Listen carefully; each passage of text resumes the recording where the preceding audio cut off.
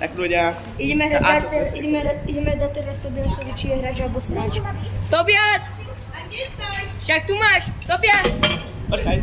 Si hráč alebo sráč? Si hráč alebo sráč? Si hráč alebo sráč? Nič. Do videa. Sráč. Prečo? Povedz do videa. Skúšač! Vypiješ iba citrón.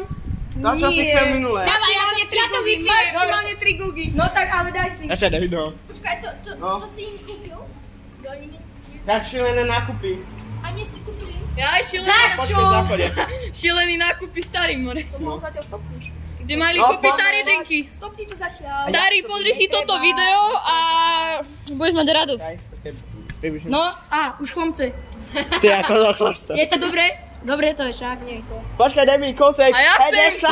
Hraj si, ty kokot. Tu máš veľa.